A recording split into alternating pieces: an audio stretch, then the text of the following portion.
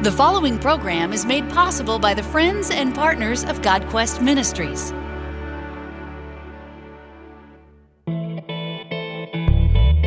Got a question for you. Why aren't dinosaurs mentioned in the Bible? Well, from the CTN studio in Pensacola, Florida, this is a special edition of the Creation Today show where I, Eric Hovind, get the privilege of interviewing my co-host for the show, the brainy Brit, Paul Taylor. Well, thank you for that compliment. We've reached day 6 of the Creation Week, but we need 2 sessions to cover it, so it's sessions 5 and 6 of the 6 DVD series. This is a brand new series that you're going to absolutely fall in love with as Paul goes into some in-depth study that brings out some amazing nuggets from the first 2 chapters of Genesis that we typically read over very quickly. I'll be bringing you some excerpts right after this.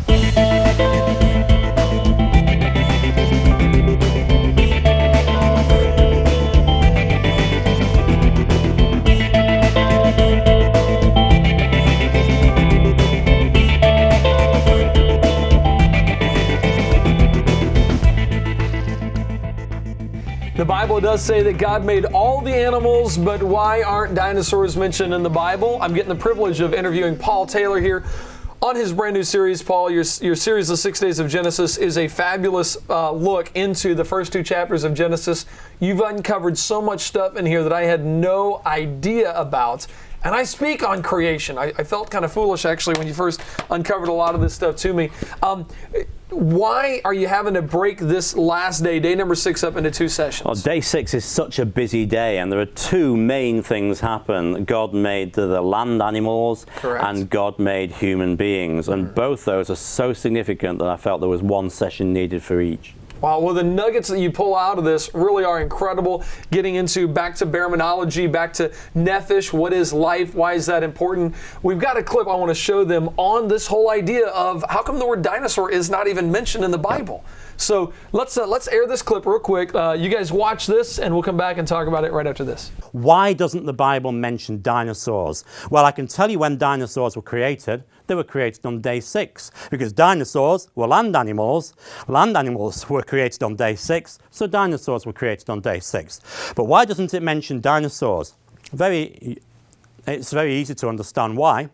The King James Version was translated in 1611, and we still use a lot of the words in all other versions even today. They're very much influenced by the King James Version. But the word dinosaur wasn't invented till 1841.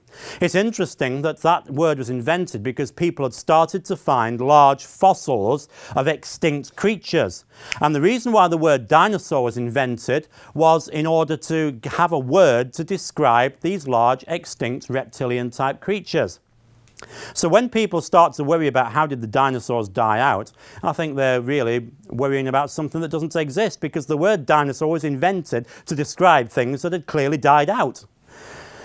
But it wasn't invented till 1841. That's 230 years after the translation of the King James Version.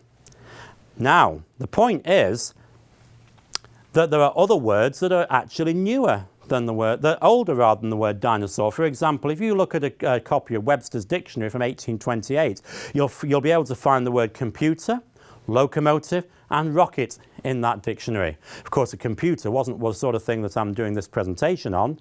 A computer was simply a counting instrument of some sort. An abacus would be a computer, something that you compute with, or even someone who computes.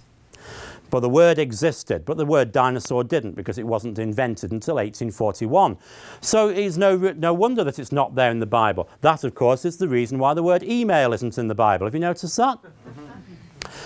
Paul's second email to the Corinthians. See what large fonts I use. It doesn't happen. The word email is not there because it's 2 newer words. Similar, the word dinosaur is 2 newer words. But is there any word that ought to have been translated as dinosaur? Well, I would say there is. The Hebrew word tannin is translated in the Old Testament, in the King James Version, by the word dragon. Dragon. Now, isn't that interesting? We can go further. The Hebrew word saraph is usually translated in most places in the Old Testament as fiery flying serpent. fiery flying serpent. There are legends about dragons and about fiery flying serpents from outside the Bible. I think that those legends are people having seen dinosaurs. I think that the dragons are probably more or less mostly land dinosaurs, and that the seraphs may be some of the flying dinosaurs, though maybe some of the dragons were also flying dragons as well. Maybe there's some crossover there as well. The dragons of old legends are probably dinosaurs, and it's interesting that some scientific documents from before 1841 describing some of the fossils that had started to be found in Victorian times of these giant reptiles that they hadn't thought of a name for yet, they actually named them as dragons. And they used that word in the scientific literature prior to 1841. You can go into the British Library and look up the information, and it's there. Scientific documents using the word dragon. Of course, they won't like to admit that today, but it's there. You can dig it up, and it exists. Dragons are probably dinosaurs from history, and that indicates that people have seen them. And there's so much more. You know, when I do talks about dinosaurs, I could go into this at length, and I simply don't have time to do so because we're running out of time in this session. But there is so much we could say about dragons, and it's a wonderful subject to get into. A very interesting animal is described in the book of Job, in Job chapter 40. It's called the behemoth. The passage concerned reads like this: "Look now at the behemoth which I made along with you. He eats grass like an ox. See now, his strength is in his hips, and his power is in his stomach muscles. He moves his tail like a cedar. The sinews of his thighs are tightly knit. His bones are like beams of bronze, his ribs like bars of iron. He is the first of the ways of God. Only he who made him can bring near his sword." This is a description of a very large animal. But if you look in some editions of the Bible, you'll find a footnote, and the footnote suggests that the animal might be a hippopotamus or an elephant. Now, you do need to remember at this point that the footnotes in the Bible are not inspired. The text is inspired, but the footnotes have been put in by people subsequently to try and help you understand things. Sometimes their footnotes actually do not help us to understand, but hinder us considerably. And this is an example. This large animal is first of the ways of God. It must be the biggest animal that Job is likely to have seen on land. So it's definitely an animal that he's seen. We're talking about an animal that has a tail like a cedar. That sounds like a pretty big tail. But if you think about the tail on a hippopotamus, you'll know that a hippopotamus has a very small tail. If you look at the rear end of an elephant, then you'll find that that has a very small tail. Of course, I have heard some people say, well, maybe it wasn't talking about the elephant's tail, it was talking about its trunk. But if you honestly think that the people who wrote the book of Job could not tell the difference between an elephant's trunk and its other end, then you have a pretty dim view of the intelligence of the people who actually wrote these things. It's actually more sensible to think that this is an animal that did have a very big tail. And I would suggest to you that the most likely candidate would be a sauropod dinosaur, one of the largest creatures that ever lived on land. So dinosaurs are actually talked about in the Bible. They just weren't called dinosaurs. That's right, because the word is just far too new to actually include in an English translation of the Bible. Well, it is a brand new word. Yeah. 1841 is what you said, That's right. You know, I wish I wish that some new versions of the Bible might use the word dinosaur. That would seem to me to be very appropriate. Maybe we could do a charter and try to get them to change the King James English to dinosaur. And maybe that would work. I doubt we could make that happen. In your study guide here, the 6 Days of Genesis study guide that goes along with it, you ask some very important questions. What is important about the phrase living creatures in the Bible? Right, it's such a very important phrase, this, Eric, because the Hebrew word is nephesh, okay. And we're talking about life. You know, God blessed certain types of animals, and the types of animals he blessed are referred to as having a nephesh. Now, what is this nephesh? Well, we read in the book of Leviticus that the life, the nephesh of the flesh, is in the blood. So certain types of animals are blessed with blood. Blood seems to be something that God blesses. Why? Because it's only by the shedding of blood that we get forgiveness of sins. God was already bringing the gospel into things, even here, even before the first sin was committed, because it's going to be a blood offering that is going to cover even the sin of Adam and Eve when God killed animals and gave them clothes of skin. Blood is just so important throughout the Old Testament, and everything about this points to Jesus. We're going to find out in the next session after the break about Adam and Eve being created in God's likeness and bring the gospel in. But even in this session, we actually see that God is pointing the way towards Jesus. Creation really is foundational to the coming of Christ. Absolutely, absolutely. We can't really understand everything about the gospel without believing this to be absolutely true. What is the important about the phrase "according to his kind"? According to his kind, this is the phrase, this is bara, this is min, the created kind, and this is the whole subject of classification. You see, God, the Bible rather, classifies things very differently from the way that evolutionists do. They classify things according to how they think they will have evolved. The Bible classifies things according to the purpose that they have. So we have cattle, the domestic creatures, we have the beasts of the field, we have creeping things. They're classified according to the way that they behave and the way that they're used.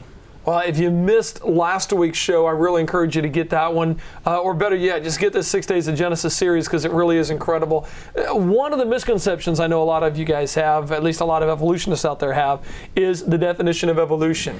Now, Wikipedia describes evolution as a change in allele frequencies over time. Yes. I mean, accurate or no? Well, this is disingenuous, isn't it? Because evolution has a broad meaning, like a lot of English words. I mean, you and I could say that our lives have evolved over a period of time, but even an evolutionist wouldn't say that we've suddenly turned into Superman by that process or gone into a higher state of evolution. So it's quite clear, even by the way that they use words, that there are different uses of the word evolution. And when we say that there's an allele frequency being changed, we can see that as new species develop, but that is not the same as molecules to man evolution, which requires this upwards movement of information, genetic information, which of course we never see in practice. It doesn't happen. That does not happen. All right, session number 6 is entitled After His Kind, after his likeness, after his likeness. And in session number 6, you get into the creation of Adam and Eve. That's correct. And spend a whole session on this. You're going to find it absolutely fascinating.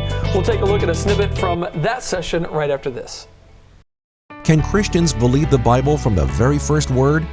This new study, The 6 Days of Genesis by creation speaker Paul Taylor, will help Christians understand exactly what happened during the creation week and why it is foundationally important to believe it. You will enjoy every minute of Paul's unique presentation style, combining scientific facts, solid biblical teaching, and a little British humor. For more information, visit us at www.creationtoday.org. You're watching the Creation Today show. Today's show in its entirety is being underwritten by the Creation Store, and they proudly bring you Paul's brand new series, The 6 Days of Genesis. You can visit them at creationstore.org, and we encourage you to go there and grab this series that you've done, Paul. Now, this last session that we need to talk about here, session number 6, After His Likeness, is, I consider, kind of the culmination of everything you've talked about, because you're really getting down to the foundation of it all. It is, and we're talking about the culmination of God's creation. God made human beings. He made Adam and Eve, male and female. He created them, and Jesus himself quotes this and says that this is the culmination of creation. Everything leads up to this point. Now, this clip that we're going to show you guys, I loved how you brought some of the incredible things from the New Testament, some nuggets from the New Testament, and it shows the importance or the foundation of the entire Old Testament all the way back to Genesis. Yes. Let's run this clip, and we'll let you guys check out what Paul says about that. The Bible speaks about two groups of people in the world. There are those who belong to Christ the last Adam, and those who do not belong to Christ, who are still of the first Adam.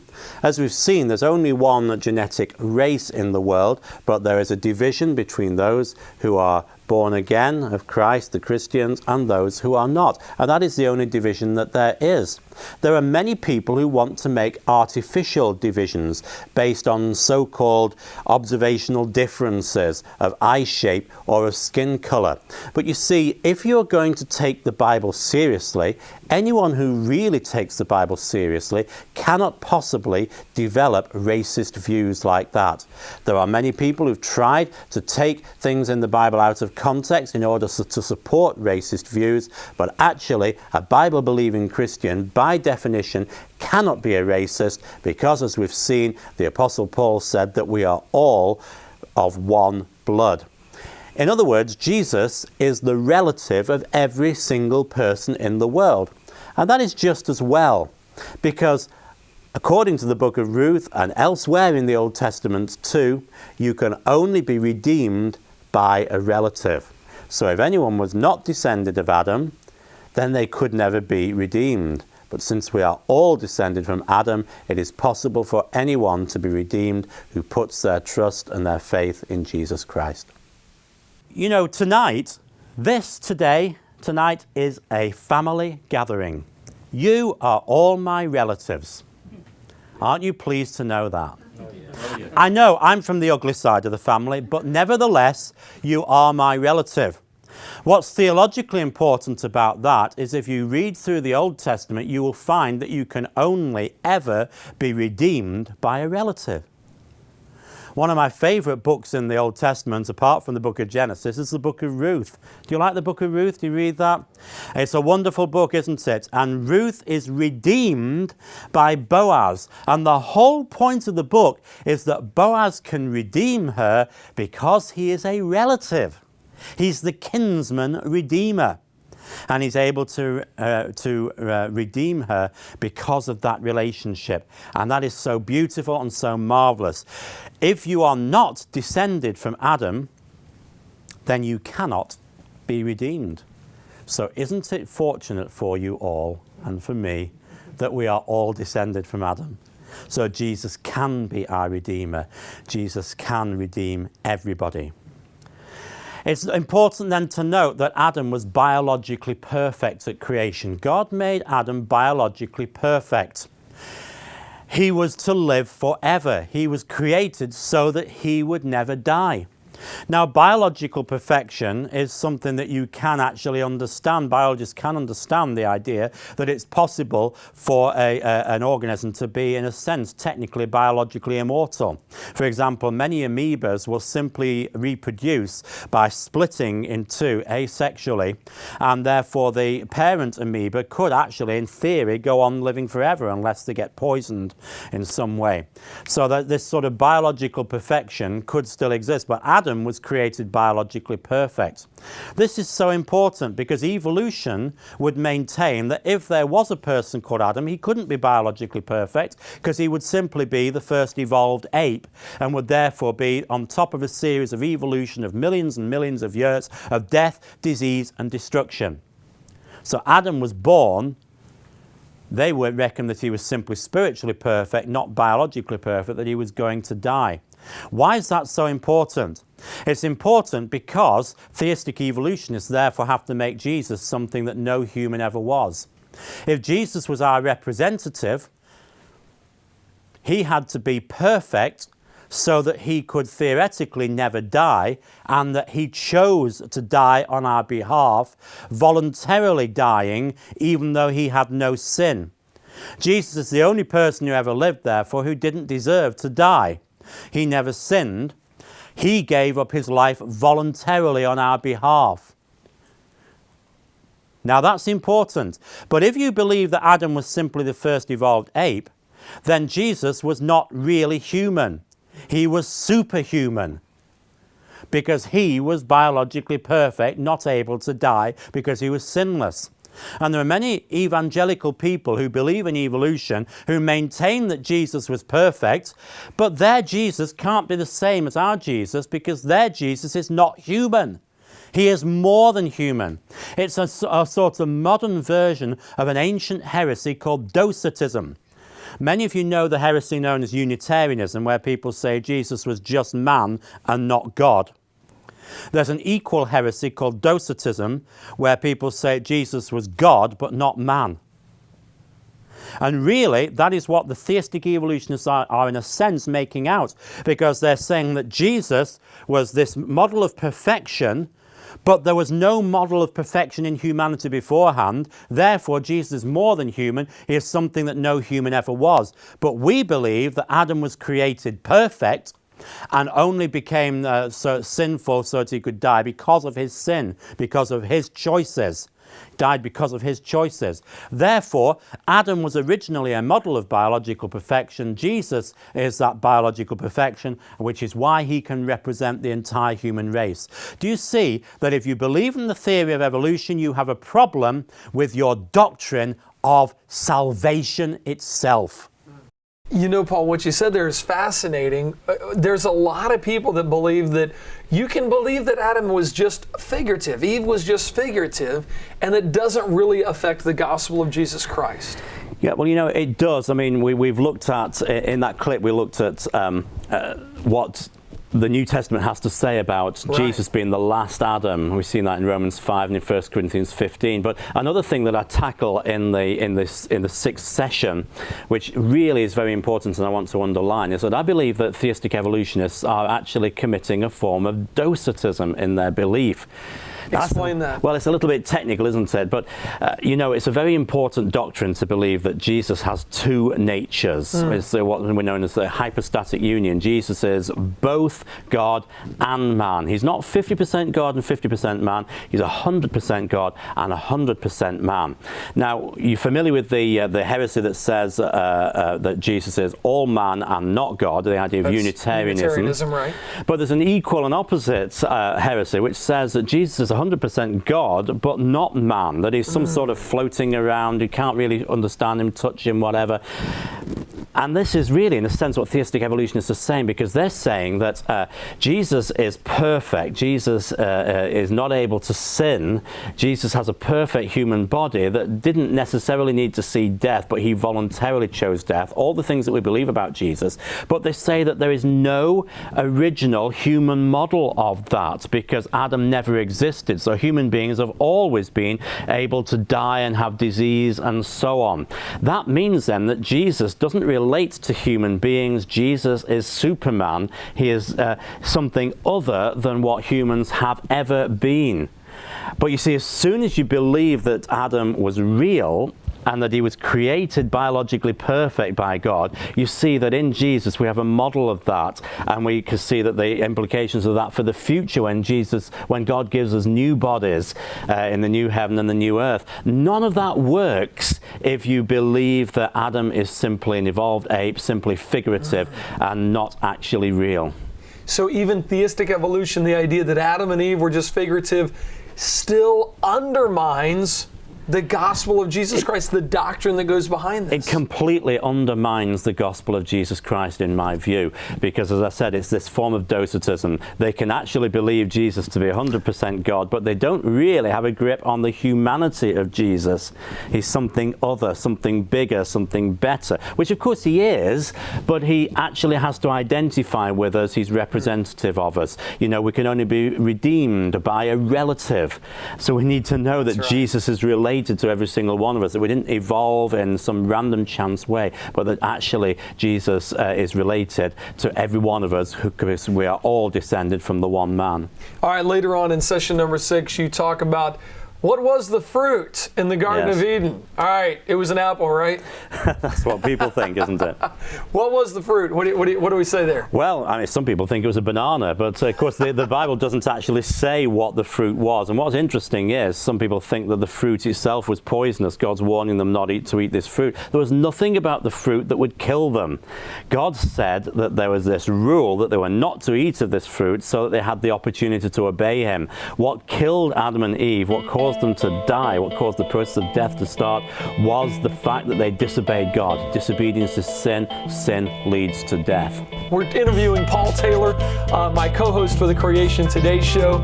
I want to talk to you, kind of wrap up this entire series, the 6 days of Genesis. We got to take a break, but we'll do that right after this break.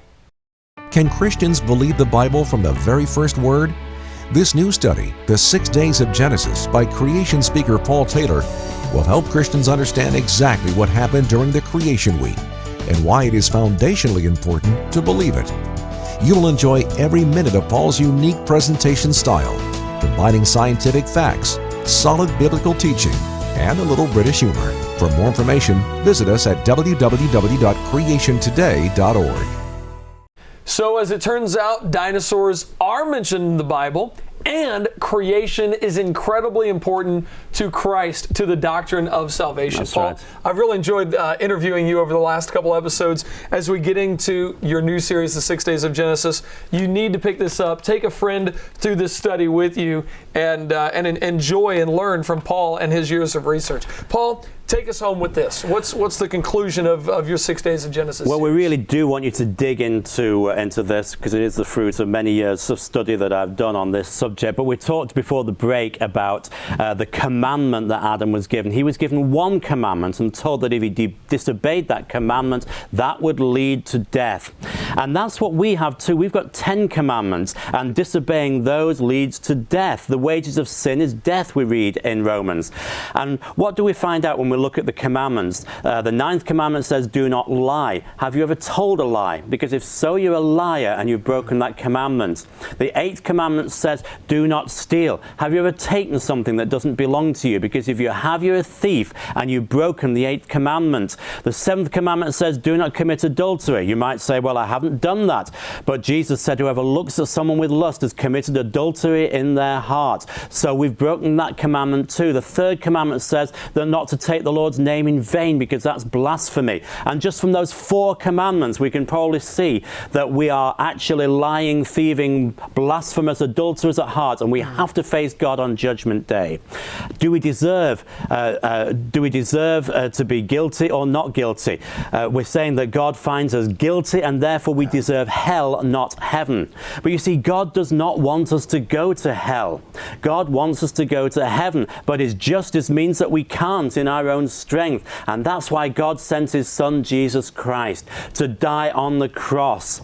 God sent His Son Jesus Christ to take the punishment that we deserved for our sins, that therefore, even though we've broken those commandments, that we can be made right with Him because of the blood of Jesus Christ, just as the punishment for Adam and Eve's sin was covered by the skins of the animals that God gave them. In the same way, our sins are covered for all time by the blood of Jesus Christ. Well, Paul, that really is a great conclusion to this series that we've been doing on the 6 days of Genesis. I want to encourage you to get a hold of this, use it as a Bible study, use it to impact people with the gospel, impact people with the truth of Christ. It all starts at the very beginning. Hey, if you're not on our fan page yet of Creation Today, Facebook.com/Creation Today, we'd love it if you'd go there and leave us a note about how the show has encouraged you. Of course, you can do that via Twitter as well, Twitter.com/Creation Today. If you have questions, send them in. We'd love to get them and answer them for you. God bless.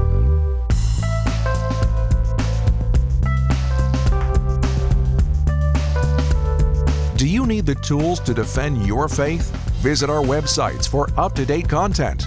Attend one of our live events. And shop online at creationstore.org. We are Creation Today.